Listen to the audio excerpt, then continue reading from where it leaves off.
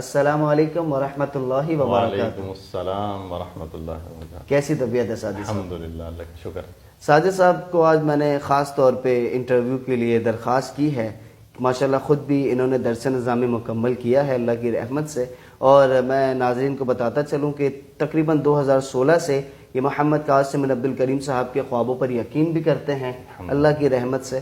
تو میرا ان سے آج ایک پہلا سوال جو تمام علماء کرام سید محمد قاسم بن عبد الکریم صاحب کی بڑھ چڑھ کر مخالفت کر رہے ہیں، کیا وجہ ہے؟ کیوں اتنا غصہ نکل کے باہر آ رہا ہے؟ بسم اللہ الرحمن الرحیم۔ سب سے پہلے تو میں آپ کا شکریہ ادا کرتا ہوں، آپ نے مجھے موقع دیا۔ جزاک اللہ۔ دیکھیں کہ علماء کرام جو ہیں، سب سے پہلے تو وہ آج کل دنیا کے معاملات ان کے کچھ اس طریقے سے ہو گئے ہیں، ان کی جو پریورٹیز ہیں وہ اس طریقے سے سیٹ ہو گئی ہیں کہ وہ ان معاملات میں تحقیق کرنا ہی نہیں چاہتے۔ وہ امام المہدی کے ٹاپک کے اوپر کوئی ریسرچ کرنا ہی نہیں چاہتے، یا وہ سوچنا ہی نہیں چاہتے۔ بہت سارے علماء کی تو یہی رائے ہے کہ ہمیں اس کے بارے میں زیادہ تگ و دو کرنے کی کیا ضرورت ہے، ہم اس وقت کا انتظار کرتے ہیں جب وہ بڑی نشانیاں ظاہر ہو جائیں گی کہ وہ بیدا کے مقام پہ لشکر دنسے گا۔ میں نے پچھلے دنوں اوریا مقبول جان کی ایک ویڈیو دیکھی، وہ بھی یہی بات کر رہے تھے کہ سب سے بڑی نشانی یہی ہے کہ جب بیدا کے مقام پہ لشکر دنسے گا۔ حالانکہ احادیث میں صاف موجود ہے کہ بیعت تو اس سے پہلے ہو چکی ہوگی۔ بالکل ایسے۔ تو جن لوگوں نے اس سے پہلے امام المہدی کو پہچانا ہوگا اور بیعت کی ہوگی، آخر ان کو بھی تو کسی طریقے سے پتہ چلا نا۔ تو آخر ایسی کیا وجہ ہے کہ علماء اس طرف نہیں آتے اور وہ اس کے اوپر تحقیق کرنے کے اوپر یا اس بات کو سوچنے اور سمجھنے کے اوپر؟ ایون کہ بہت سارے علماء جو ہیں وہ تو ان کی سوئی اسی بات کے اوپر ہی اٹکی ہوئی ہے کہ جی وہ مرزا قادیانی بھی ایسے کہتا تھا، وہ بھی خوابوں کی بات کرتا تھا، تو سید محمد قاسم بھی خوابوں کی بات کرتے ہیں، تو یہ ساری چیزیں ان کی تو وہ مرزا قادیانی کے ساتھ میچ کرتی ہیں۔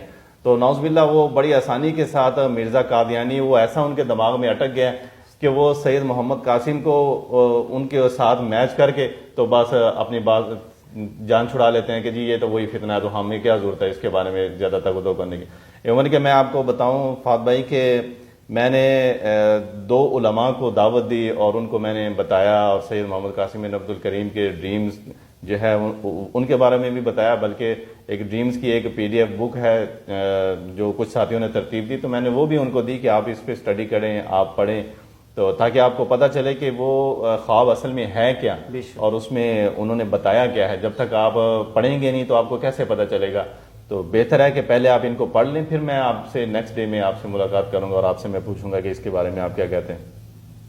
تو وہ بہت سارے اسی انتظار میں ہے کہ جب بڑے بڑے علماء جو ہیں وہ مانیں گے تو ہم مانیں۔ بالکل ایسے۔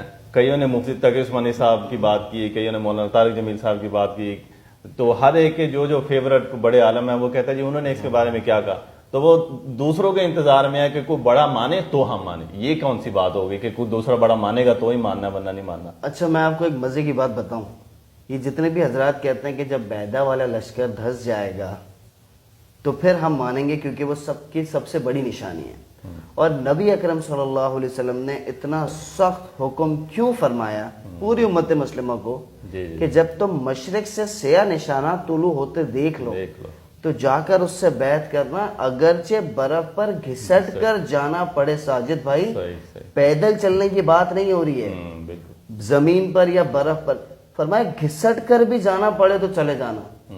اس بات میں بہت وزن ہے، بہت وزن ہے۔ ایک جیسے آپ نے بھی فرمایا کہ علماء اس طرف توجہ ہی نہیں دینا چاہ رہے۔ میں نے بھی اللہ کی رحمت سے، اللہ کی توفیق سے کئی حضرات جو انہوں نے دلائل کی روشنی میں بھی بات کی ہے، تو سمجھ میں یہی بات آئی ہے کہ بنیاد غلط ہے امام المہدی کو پہچاننے کی۔ جب تک وہ بنیاد صحیح نہیں ہوگی میرے بھائی، مشرق والے معاملات صحیح نہیں کریں گے آپ لوگ، آپ نتیجے تک نہیں پہنچ سکتے۔ ہمیں بھی یہی لگتا تھا امام المہدی مدینہ مکہ سے ہوں گے، تو بھائی ہمیں تو اللہ کی رحمت سے پہلے اللہ پاک نے بتایا ہے، اس کے بعد ہم نے حدیثیں پڑھی ہیں تو اللہ پاک نے پھر کھول کے سامنے رکھ دی چیزیں۔ نہ محمد قاسم عبد الکریم صاحب سے پہلے آپ کا بھی ملے ہوئے تھے، اور جو آپ نے بات فرمائی کہ مرزا قادیانی ملعون کے ساتھ لوگ کمپیریزن کرتے ہیں، تو مرزا قادیانی کے لیے کیا دنیا بھر سے گواہیاں آ رہی تھی جو اس سے ملے بھی نہیں تھے؟ محمد قاسم عبد الکریم صاحب کے لیے لوگ بیت اللہ میں گئے گواہیاں دینے، اور اس وقت تقریباً 3-4 حضرات تھے، اب میرے خیال سے 5 یا 6 ہو گئے، اور اس وقت بھی جب تین حضرات نے غالباً گواہیاں دی تھی تو 2 تو محمد قاسم عبد الکریم صاحب سے ملے بھی نہیں تھے آج تک، بعد میں پھر ایک آدھ کی ملاقات ہو گئی تھی۔ اب میں یہاں پہ یہ بات بھی ایڈ کرنا چاہوں گا کہ آپ دیکھیں کہ مرزا قادیانی